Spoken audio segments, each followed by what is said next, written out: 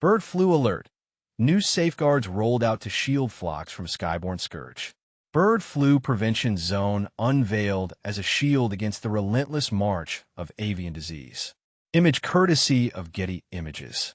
By Louise Cullen, Agriculture and Environment Correspondent, BBC News and I. Picture this. A hidden menace carried on the wings of migrating birds, poised to wipe out entire poultry flocks and cripple farming livelihoods overnight.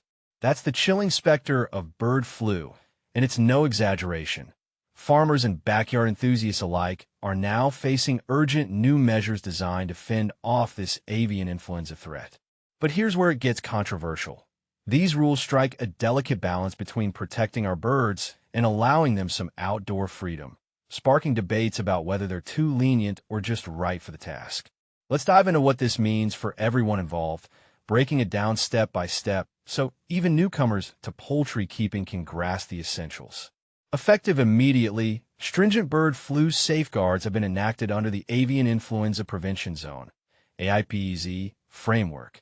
These guidelines mandate that owners of poultry and captive birds implement rock-solid biosecurity protocols to block the disease from spreading.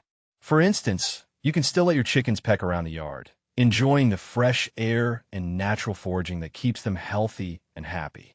However, the catch is that you must take proactive steps to prevent wild birds, those unwitting carriers of the virus, from sneaking access to their feed, water, or even the coop itself. Think about it like securing your home against uninvited pests. Bird-proof feeders, covered water sources, and barriers around outdoor areas are all part of the game. This isn't just about common sense. It's a legal requirement aimed at creating an impenetrable fortress around your flock, reducing the risk of the virus jumping from wild populations to domesticated ones. On top of that, the rules emphasize mandatory cleaning and disinfection routines.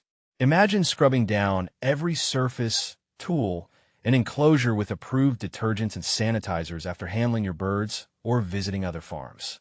It's a bit like the deep cleaning rituals we all adopt during flu season, but scaled up for the sake of animal health. These practices aren't optional. They're essential checkpoints to minimize contamination and keep the virus from gaining a foothold. By following them diligently, keepers can significantly lower the chances of an outbreak, protecting not just their own birds, but the broader ecosystem of poultry farming. Agriculture Minister Andrew Muir hailed these measures as indispensable weapons in the ongoing battle against bird flu. He noted that comparable protections have been rolled out simultaneously in the Republic of Ireland, highlighting a united front across borders.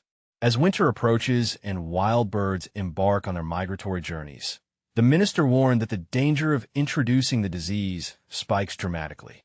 This ailment can inflict catastrophic consequences on those hit hardest and reverberate through our entire agricultural sector, Muir cautioned.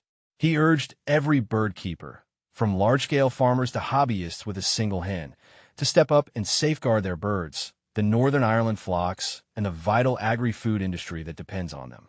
Image courtesy of PA Media. Backing this up, Chief Veterinary Officer Brian Dooher stressed that these rigorous, obligatory biosecurity protocols are key to halting the disease's transmission from feral birds to poultry.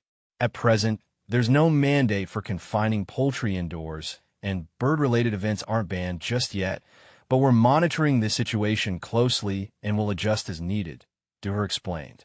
He passionately appealed to all flock owners, no matter how small their operation, even if it's just one beloved pet bird, to assess and bolster their defenses.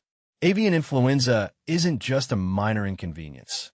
It can unleash profound, ruinous effects on our poultry sector, global commerce, and the economy at large, he warned. We can't afford to let our guard down. And this is the part most people miss.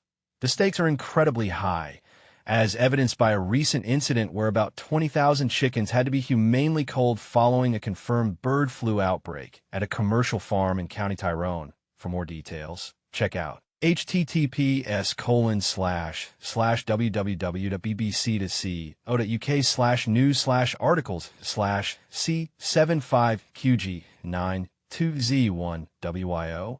This mass culling underscores the real-world devastation. lost livelihoods, economic ripples, and an emotional toll on farmers who pour their hearts into their flocks. It's a stark reminder that while these AIPZ measures are a strong first line of defense, they're only as effective as the people implementing them. But let's stir the pot a bit. Some critics argue that these rules place too much burden on individual keepers, potentially leaving smaller operations vulnerable if they lack the resources for top-tier biosecurity. Others contend that more aggressive actions, like mandatory housing during high-risk periods, might be necessary to truly eradicate the threat. What do you think? Do you see these measures as a fair compromise, or is it time for stricter controls to protect our poultry and prevent future culls? Do we risk over-regulating and stifling the joy of keeping birds?